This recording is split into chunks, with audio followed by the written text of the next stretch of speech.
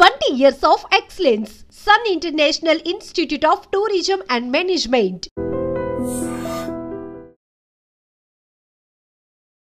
Hi hello namaste welcome back to iDream media. ఈరోజు మనతో ఉన్నారు సర్టిఫైడ్ ఫైనాన్షియల్ ప్లానర్ అయిన అనిల్ కుమార్ బచ్చు గారు. ఇక ఈఎల్ఎస్ఎస్ ఫండ్స్ ఇవి చాలామందికి గుర్తున్నాయా అని అడగాల్సిన టైం ఇది. ఎందుకంటే ఒకప్పుడు ట్యాక్సేషన్ అలా ఉండేది, but after 12 lakh per annum ఎవరైతే ఉన్నారో వాళ్ళకి ట్యాక్సేషన్ బెనిఫిట్స్ వచ్చాక ఈఎల్ఎస్ఎస్ ఫండ్ అనేది కాస్త కన్ఫ్యూజన్లో పడిందని చెప్పొచ్చు. దీనికి సంబంధించి కొన్ని క్వశ్చన్స్, వాటికి సంబంధించిన ఆన్సర్స్ అనేవి సార్ని అడిగి తెలుసుకుందాం. నమస్కారం సార్. నమస్తే అండి. అంటే ఈ న్యూ ట్యాక్స్ రెజ్యూమే రాకముందు వరకు కూడా ఈఎల్ఎస్ఎస్ ఫండ్కి చాలా ప్రత్యేకత ఉండేదన్నమాట. అంటే దాదాపుగా 7 lakhs అబవ్ ఉన్న వాళ్ళందరికీ కూడా బాగా పరిచయమైన ఫండ్, ట్యాక్స్ ఎగ్జామ్షన్ కోసం అని చెప్పేసి ఎస్ఐపిల ద్వారా ఇందులో ఇన్వెస్ట్ చేసేవాళ్ళు. అయితే ఇప్పుడు న్యూ ట్యాక్స్ రెజ్యూమే వచ్చాక ఎవరైతే ట్యాక్స్ ఎగ్జామ్షన్కి లోపు వచ్చేసారో 12 lakh per annum లోపు కూడా ఉన్న వాళ్ళు ఎవరైతే ఉన్నారో వీళ్ళందరూ ఆల్రెడీ అందులో ఇన్వెస్ట్ చేసి ఉండొచ్చు ఒకప్పుడు, బిఫోర్ April 1st వరకు కూడా అనుకుందాం. వాళ్ళ పరిస్థితి ఏంటి ఇప్పుడు? వాళ్ళందరూ కంటిన్యూ చేయాలా, అవసరం లేదా? అండ్ ఈఎల్ఎస్ఎస్ ఫ్యూచర్ ఏంటి, ముఖ్యంగా ఈ 12 lakh per annum ఎర్న్ చేసే వాళ్ళ పరిస్థితి? గుడ్ క్వశ్చన్ అండి. యాక్చువల్లీ ఏంటంటే లాస్ట్ ఇయర్ ఈ టైంకి మనం ఎప్పుడు ఇది ఈఎల్ఎస్ఎస్ ఫండ్స్ ఏంటి మంచివి, వాటి బెనిఫిట్స్ మాట్లాడి చాలా మాట్లాడేవాళ్ళం. కానీ ఒక్క ట్యాక్సేషన్లో ఒక చేంజెస్ వల్ల, ట్యాక్స్ రెజ్యూమ్ వల్ల కొత్తగా గవర్నమెంట్ 12 lakhs వరకు ఎటువంటి ట్యాక్స్ ఎగ్జెంప్షన్ ఇచ్చింది. మొత్తం మళ్ళీ న్యూ ట్యాక్స్ రెజ్యూమ్లో ఈ ఎగ్జెంప్షన్స్ అన్నీ కూడా తీసేసింది. ఓన్లీ ఓల్డ్ ట్యాక్స్ రెజ్యూమ్ ఎవరైతే ఇంకా కంటిన్యూ అవుతున్నారో వాళ్ళకు మాత్రమే ఇంకా ఈ ఏటీసీ కింద ఈ ఈఎల్ఎస్ఎస్ ఇంకా అవైలబుల్ ఉంది. బట్ మెజారిటీ ఆఫ్ ద పాపులేషన్కి, మెజారిటీ ఆఫ్ ద ట్యాక్స్ పేయర్స్కి, majority of the salary earners కానీ ఇది ఇంకా అవసరం లేదు. ఇది ఒక అబ్సొల్యూట్ అయిపోయింది. ఎస్పెషల్లీ ఏంటంటే ఈ కాంటెక్స్లో ఇంపార్టెంట్ చూసుకోవాల్సిన ప్రతి ఒక్కరు చేయాల్సిన విషయం ఏంటంటే మీ పోర్ట్ఫోలియోలో మీకు తెలియకుండా చాలామంది ఏంటంటే ఎవరు ఏది చెప్తే అది ఎస్ఐపీలు చేసి మొదలు పెట్టేసి ఉంటారు.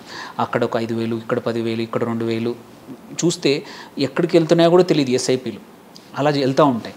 మీ పోర్ట్ఫోలియోలో ఒకసారి చెక్ చేసుకోండి. ఎక్కడైనా ఈఎల్ఎస్ఎస్ ఫండ్స్ ఉండి మీ శాలరీ ఈ దాంట్లో ఈ రేంజ్లో ఉండింది అన్నప్పుడు కంపల్సరీ దాన్ని కొత్తగా ఇన్వెస్ట్మెంట్ చేయాల్సిన అవసరం లేదు. It's a multi cap fund. దానికన్నా మంచి ఆప్షన్స్ చాలా ఉన్నాయి. సో మీరు కొత్తగా ఇన్వెస్ట్మెంట్ ఆపేయండి. ఎందుకంటే ELSS conditions are always same. 3 సంవత్సరాలు ఎప్పుడు ఇన్వెస్ట్ చేసినా 3 సంవత్సరాలకు విత్డ్రా చేయడానికి అవకాశం లేదు. సో అందుకే ఒక్కసారి ఫస్ట్ థింగ్ చేయాల్సింది, అందరూ ఎవరైతే చూస్తున్నారో వాళ్ళ పోర్ట్ఫోలియోలో ఈఎల్ఎస్ఎస్ ఎస్ఐపి ఉండి మీకు అవసరం లేకపోతే ట్యాక్స్ గురించి ఆపండి. ఆపేసి అంత అమౌంట్ని కావాలంటే ఇంకా వేరే మంచి పర్ఫామ్ చేస్తున్న కేటగిరీకి కానీ, మీ గోల్ వేరే గోల్ ఉందనుకోండి, ఆ గోల్ వైపు మళ్ళించండి. ఎందుకంటే ఇప్పుడు మీకు ట్యాక్స్ సేవింగ్ అవసరం లేదు, లాకిన్ చేయాల్సిన అవసరం లేదు. సో బలవంతంగా ఒక చోట లాకిన్ చేయకుండా మీరు వేరే ఇన్వెస్ట్మెంట్ సైడ్ కానీ, వేరే మ్యూచువల్ ఫండ్ సైడ్ కానీ వెళ్ళడం మంచిది. నెక్స్ట్ ఇంకో క్వశ్చన్ ఏమొస్తుందంటే, సార్ మేము ఆల్రెడీ ఇన్వెస్ట్ చేస్తున్నాము, లాక్-ఇన్ పీరియడ్ ఉంటే అవకాశమే లేదు, 3 సంవత్సరాలకు లాక్-ఇన్ ఉంటుంది, బట్ అన్లాక్ అయిపోయాయి, 3 years అయిపోయింది, వాటిని ఉంచొచ్చా, విత్డ్రా చేయాలా, రిడెంప్షన్ చేయాలా, ఆర్ స్విచ్ చేసి ఇంకొక కేటగిరీకి షిఫ్ట్ చేయాలనే క్వశ్చన్ చాలామంది అడుగుతారు. అలాంటప్పుడు ఏంటంటే మీరు చూసుకోండి ఈఎల్ఎస్ఎస్ పర్ఫార్మెన్స్, మీ ఫండ్ పర్ఫార్మెన్స్ మీ రిస్క్ అపటైట్కి, మీ ఎక్స్పెక్టేషన్స్ తగ్గట్టు ఉందనుకోండి, అది అలాగే కంటిన్యూ చేయొచ్చు. బికాజ్ అన్లాక్ అయిపోయిన investment is like any other. It's ELSS is nothing but multi cap fund అనమాట. సో యూజువల్లీ వాళ్ళు అదే పద్ధతిలో, కొన్ని కేసులు ఏంటంటే మల్టీ క్యాప్లోనే కొంచెం mid cap heavy, small cap హెవీగా ఉంటుంది, కానీ బట్ థియరటికల్లీ అవి మల్టీ క్యాప్ ఫండ్ కాబట్టి మీరు డైవర్సిఫికేషన్ చేసుకోవాలి అనుకుంటే అది రాంగ్ ఫండ్ ఏం కాదు, still you can go head. But me performance, మీ స్పెసిఫిక్ ఈఎల్ఎస్ఎస్ పర్ఫార్మెన్స్ సరిగా లేకపోతే, ఆ కేటగిరీ కన్నా బాగలేకపోతే మాత్రం దాన్ని స్విచ్ చేసుకొని ఇంకొక కేటగిరీ, ఎగ్జాంపుల్ మీకు లార్జ్ క్యాప్ ఇష్టం, ఆర్ మిడ్ క్యాప్ ఇష్టం, స్మాల్ క్యాప్ ఇష్టం, వాటికి జస్ట్ సేమ్ ఫండ్ హౌస్లో మంచి ఫండ్ ఉందనుకోండి, స్విచ్ చేసేయండి. లేదు మీరు ఆ ఫండ్ హౌస్ మీకు నచ్చలేదు, అలాంటప్పుడు రిడెంప్షన్ చేసుకొని ఇంకొక ఫండ్ హౌస్లో ఇంకో ఫండ్లో చేసుకోవడం ఉత్తమం. ఇఫ్ మీ పర్ఫార్మెన్స్ మీ స్పెసిఫిక్ ఈఎల్ఎస్ఎస్ ఫండ్ పని చేయకపోతే, okay, then yes. So majority of the population is sorted. ఏంటంటే వాళ్ళకి ఈఎల్ఎస్ఎస్ అవసరం లేదు కొత్తగా. బట్ కొద్దిమంది ఇంకా ఓల్డ్ రెజ్యూమ్లో, ఎందుకంటే వాళ్ళ ఇన్కమ్ మైట్ బి హయ్యర్, వాళ్ళకి లోన్స్ ఉన్నాయి, ఎడ్యుకేషన్ లోన్ హోమ్ లోన్స్ ఉన్నాయి, అన్ని లోన్స్ కూడా ఉన్నాయి. అలాంటి వాళ్ళకి ఇంకా కొద్ది మందికి మాత్రం, కొద్ది పాపులేషన్కి ఇంకా ఇట్ మేక్స్ సెన్స్ అనమాట ఇది ఈఎల్ఎస్ఎస్లో ఇన్వెస్ట్ చేద్దాం అనుకునే వాళ్ళకి.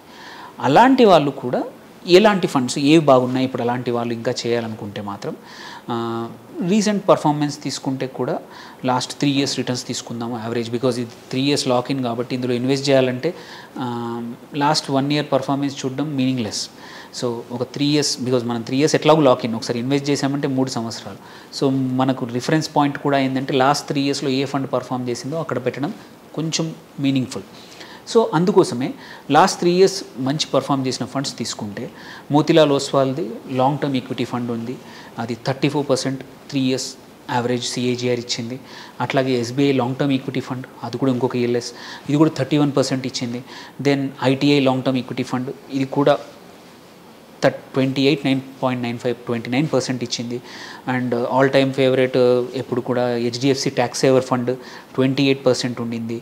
And JM tax gain fund, ఇది కూడా ఒక 27% ఉంది. ఈ 5 ఏవైనా 1-2 ఫండ్స్ సెలెక్ట్ చేసుకొని మీకు నిజంగానే ఈ సంవత్సరం కూడా అవసరము, మీ ఈఎల్ఎస్ఎస్లో ఇన్వెస్ట్ చేయాలి అనుకుంటున్నారు 1.5 lakh అంటే ఇందులో ఒక 75,000 ఈ 5 ఏవి చేసినా ఈ performance above average, category average కన్నా ఎక్కువ ఫండ్ ఇచ్చాయి.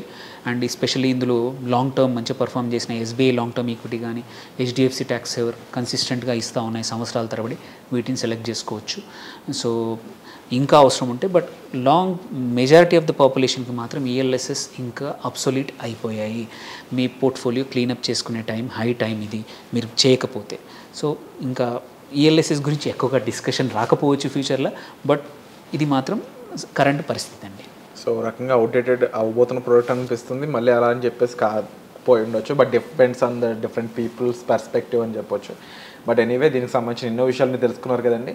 అయితే మీకు దీనిపై పర్సనల్ ఒపీనియన్, పర్సనల్ రిక్వైర్మెంట్ ఉన్నట్లయితే మీరు డైరెక్ట్గా సార్ని సంప్రదించవచ్చండి. నెంబర్స్ అయితే మీకు డిస్ప్లే అవుతూ ఉంటాయి. సో వచ్చే ఎపిసోడ్లో మళ్ళీ కలుద్దాం. Thank you so much.